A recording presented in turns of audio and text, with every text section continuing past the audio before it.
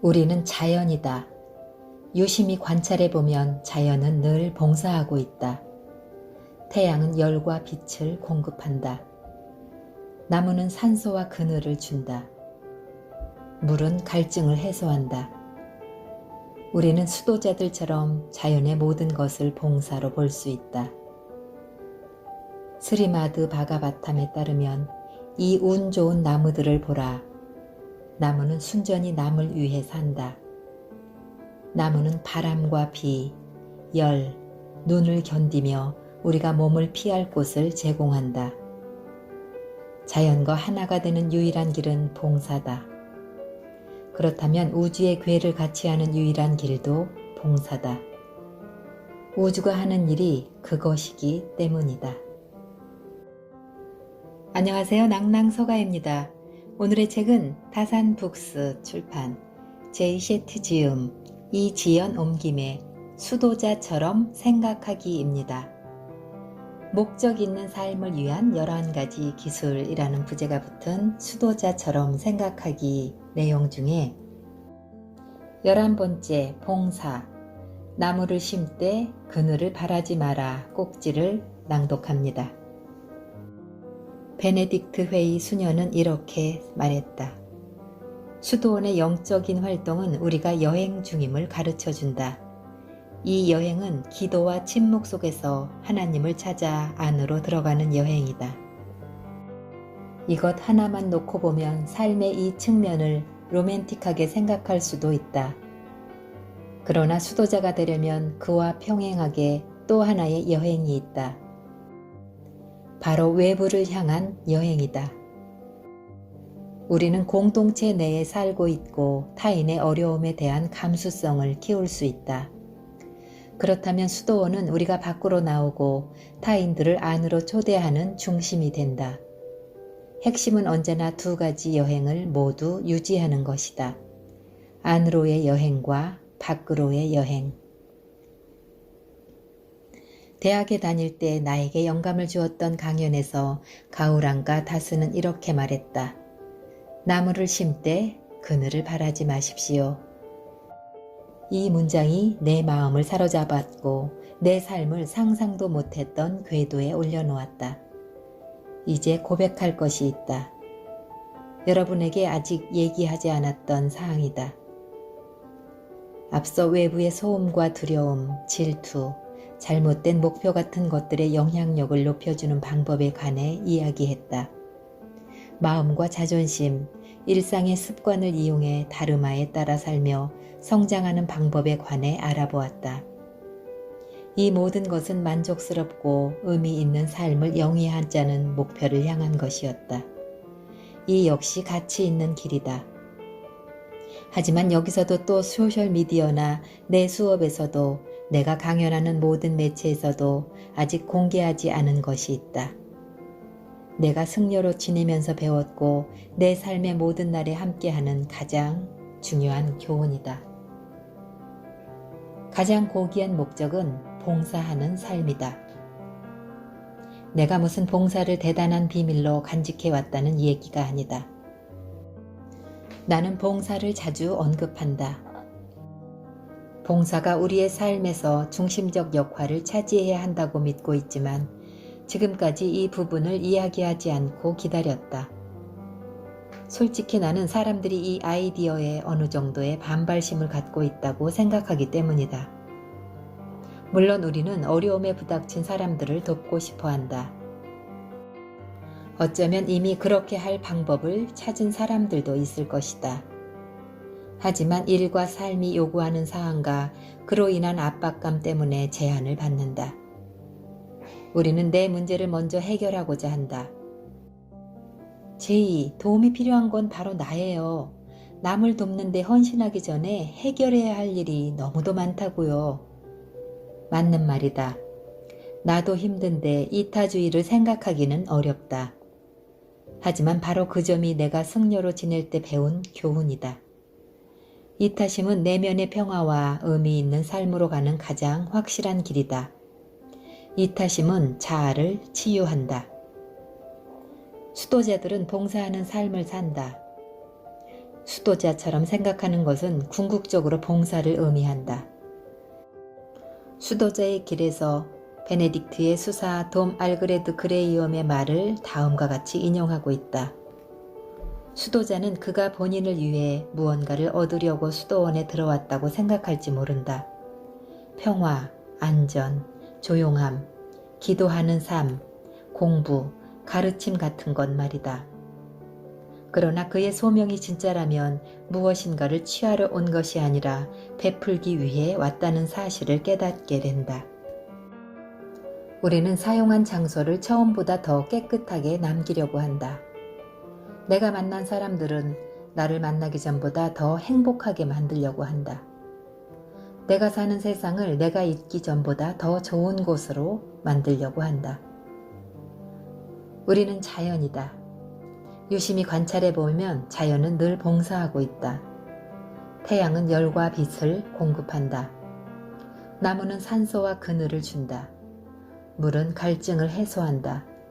우리는 수도자들처럼 자연의 모든 것을 봉사로 볼 수 있다. 스리마드 비가바탐에 따르면 이 운 좋은 나무들을 보라. 나무는 순전히 남을 위해 산다. 나무는 바람과 비, 열, 눈을 견디며 우리가 몸을 피할 곳을 제공한다. 자연과 하나가 되는 유일한 길은 봉사이다. 그렇다면 우주와 괴를 같이 하는 유일한 길도 봉사이다. 우주가 하는 일이 그것이기 때문이다. 바가바드 기타는 세상 전체를 하나의 학교라고 본다. 우리가 하나의 진실을 깨닫도록 설계된 교육 시스템이라고 본다. 우리는 봉사할 수밖에 없고 오직 봉사 속에서만 행복할 수 있다는 진실 말이다. 불이 뜨거운 것처럼 태양이 밝고 따뜻한 것처럼 봉사는 인간 의식의 본질이다. 당신이 사는 세상의 현실을 알아야 한다. 영원하지 않고 비현실적이며 내 고통과 착각의 근원이라는 사실을 알아야 한다. 삶의 목적을 만족을 느끼는 것으로 생각한다면 고통과 불만족에 이를 것이다. 삶의 목적을 봉사로 생각한다면 만족에 이를 것이다. 봉사는 여러모로 우리에게 만족감을 준다. 먼저 우리는 남을 보살피도록 만들어져 있으므로 봉사는 우리에게 이롭다는 게 나의 단순한 신념이다. 이 본능이 가장 분명하게 드러나는 것은 아직 시간이나 주의를 필요로 하는 다른 것들에 한눈 팔 일이 없는 어린 아이들의 경우이다.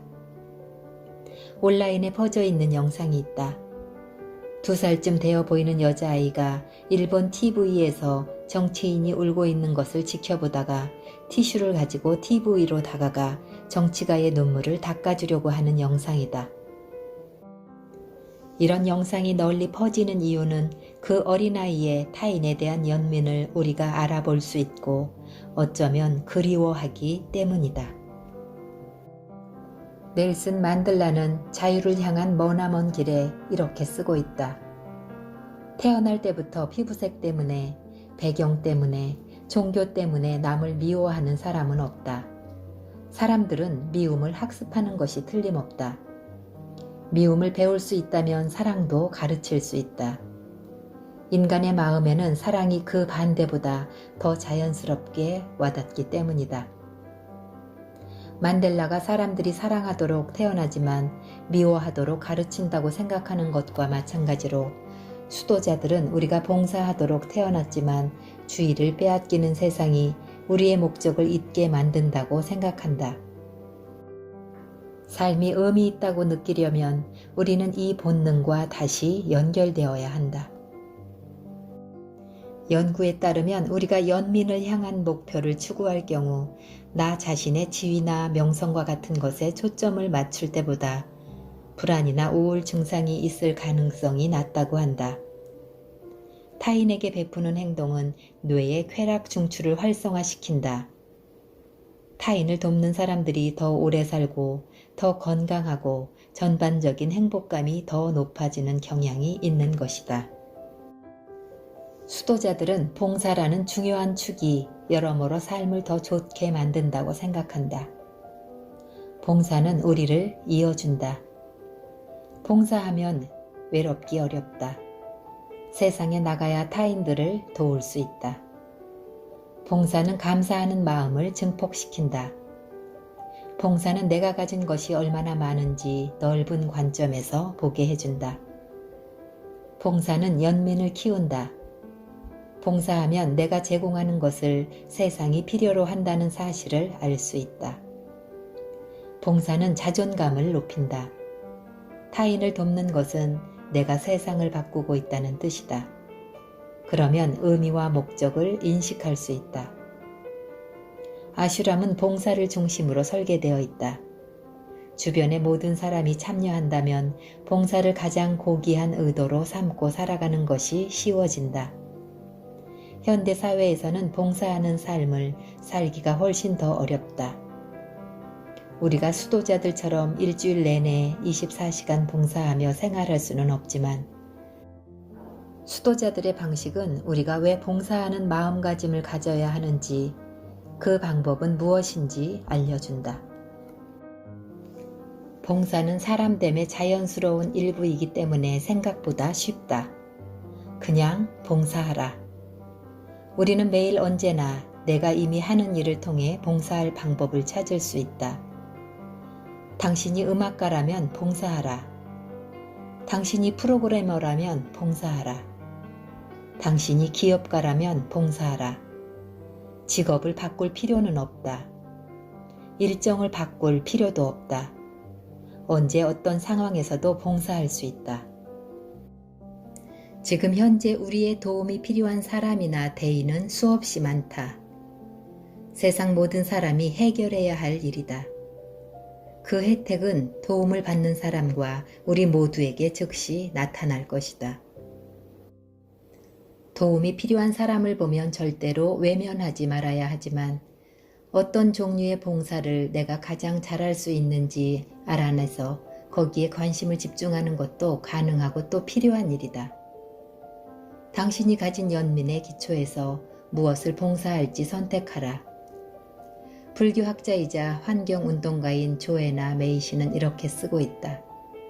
모든 것을 다 할 필요는 없다. 마음이 끌리는 일을 하라. 효과적인 운동은 사랑에서 나온다. 사랑은 멈출 수 없으며 그것으로 충분한 것이다. 다르마를 통해 봉사하고 내가 공감하고 고통을 치유하는 이 방법은 바가바드 기타의 철학과도 일맥상통한다. 바가바드 기타는 당신이 어디에 있든 당신 자신을 만나며 더 높은 곳에 이를 것을 격려한다. 승려로 지낼 때 나는 아이들이 먹을 음식을 준비하고 사원을 청소했으며 낯선 이들에게 나눠줄 음식을 늘 가지고 다녔다. 그 외에는 그때그때 합리적이라고 판단하는 방식으로 봉사를 실천했다. 내가 걷는 베품의 길은 진화했지만 내가 느끼는 의미와 감사의 마음은 한결같았다. 유용한 삶의 요령을 하나 알려주겠다. 언제나 봉사가 답이다. 봉사하면 운 나쁜 하루가 해결된다. 봉사하면 내가 지고 있는 짐이 가벼워진다. 봉사는 남을 돕고 나를 돕는다. 우리는 아무런 보답을 바라지 않지만 봉사의 기쁨을 얻게 된다. 봉사는 사랑을 교환하는 일이다. 봉사하는 삶을 살면 불평하고 비난할 시간이 없다. 봉사하는 삶을 살면 두려움이 사라진다. 봉사하는 삶을 살면 감사함이 느껴진다. 물질에 대한 집착이 줄어든다. 봉사는 의미 있는 삶으로 가는 직통 코스이다.